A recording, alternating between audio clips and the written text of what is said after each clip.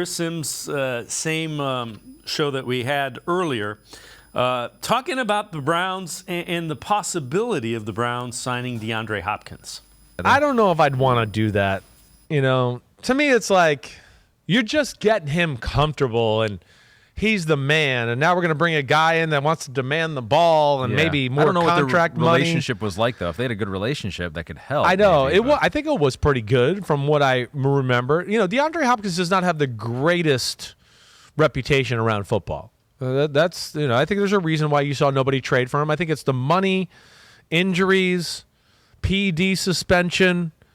If he has a good year, he's going to ask for more money. Right? I think all those things. Is he a guy that's past his prime? It's year 10. He never was he's going to run by you for a 60-yard bomb type of guy. In his prime, he was just good enough of that to keep you honest in that territory. Right. He's not that anymore.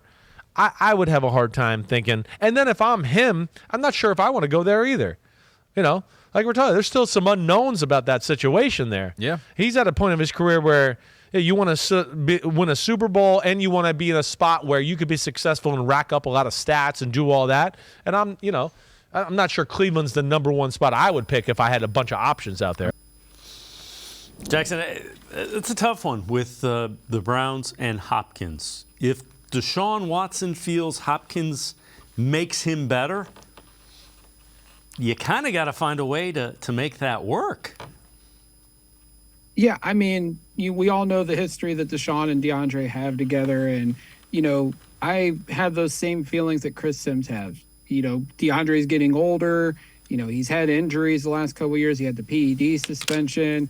You know, I think a lot of the criticism of DeAndre is recency bias. Last year, he did put up good numbers in 11 games, 10 games. I forget how many he exactly played. But he was also having the ball thrown to him by Kyler up until the ACL injury, Colt McCoy, and Trace McSorley. So I don't think it's fair to give a assessment of what DeAndre Hopkins did last year because he had multiple quarterbacks throwing to him. He is getting older. I do wonder, does he want the OBJ type money that's being rumored that he wants? If I'm the Browns, I would pass. I feel really good about this wide receiver room with Amari, DPJ, Elijah Moore, and the rest of those guys. If DeAndre wants to come here, it's got to be for the right price. And I think Andrew Berry's probably told that to his representation. I feel like DeAndre is better suited going somewhere else like Kansas City. I think Buffalo's out of the cards now with some of the recent moves they made. But it just seems like if DeAndre wants to get another contract, he's better suited to go to another team that's not the Cleveland Browns. Yeah, that's fair. And again, I don't think there's any way that they can afford to pay him OBJ type money, 15, 16, 17 million a year. But if your quarterback, who you've invested a lot in, says this guy can help and he can make us good, you do have to explore and try to find a way to make that work, unless it just doesn't work financially. Do you at least agree with that?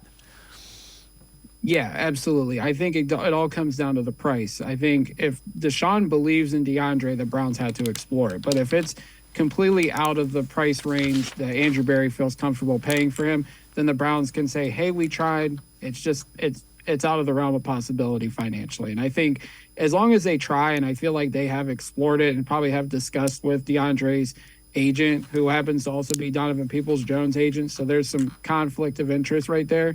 But I do think the Browns will at least explore the possibility of adding DeAndre to this roster.